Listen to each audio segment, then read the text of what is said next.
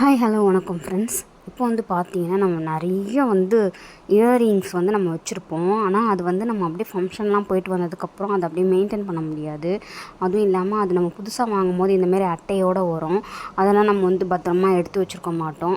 இப்போ ஒன்று இருக்கும், ஒன்று மிஸ் ஆகிடும். அந்த மாதிரியான ப்ராப்ளம்ஸ்லாம் இருக்கும். இப்போ பார்த்தீங்கன்னா இந்த மாதிரி ஒரு அட்டையிலே நீங்களே ஹோல்ஸை போட்டு இந்த மாதிரி நீங்கள் வச்சுக்கினீங்கன்னா உங்களுக்கு மிஸ் ஆகாமல் இருக்கும்.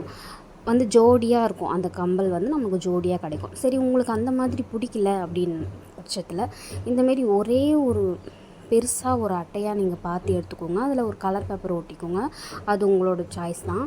இப்போ நீங்கள் என்ன பண்ணுறீங்கன்னா அதில் ஹோல்ஸ் போட்டு எல்லா கம்பலுமே நீங்கள் அதில் செட் பண்ணி வச்சிடணும். இப்போ இந்தமாரி நீங்கள் செட் பண்ணி வைக்கும் போது இது ஒரு அப்படியே ஒரு பாக்ஸில் நீங்கள் வச்சுக்கலாம்.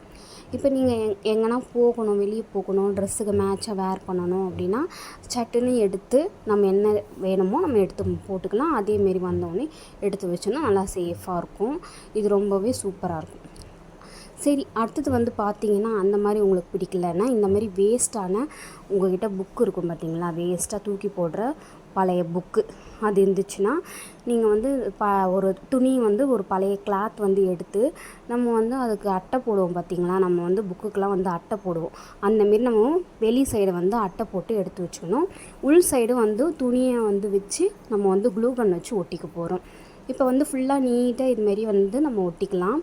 அப்புறம் அந்த புக்கோட இந்த பேப்பர் ரொம்ப கொஞ்சம் திக்காக இருக்கிற மாதிரி புக்காக இருந்தால் ஓகேவாக இருக்கும். அப்போ தான் நம்ம வைக்கிறது நம்மளுக்கு கொஞ்சம் ஸ்ட்ராங்காக நல்லா நீட்டாகவும் இருக்கும். பேப்பர் மாதிரி ஒரு மாதிரி பார்த்திங்கன்னா இப்போ பெரியவங்களோட 6th ஸ்டாண்டர்ட் 7th ஸ்டாண்டர்ட் புக்கெல்லாம் மெலிசாக இருக்கும் பார்த்திங்களா. அந்தமாதிரி இருந்துச்சுன்னா அது செட் அவ்வளவோ நமக்கு சேஃபாக இருக்காது.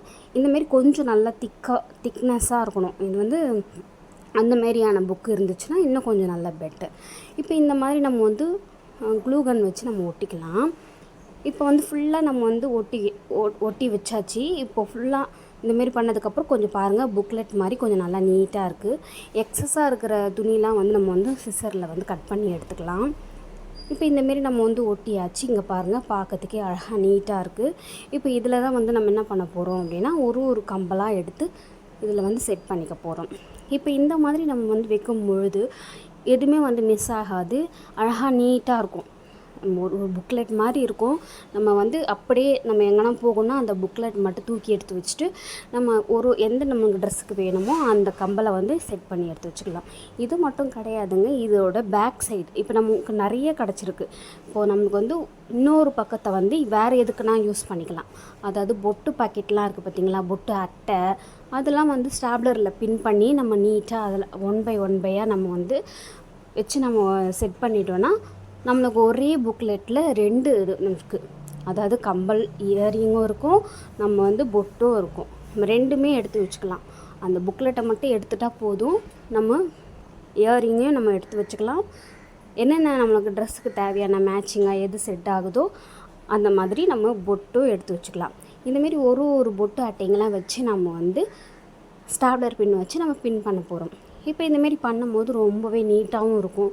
எதுவுமே மிஸ் ஆகாது. ஒன்று தேட வேணாம்.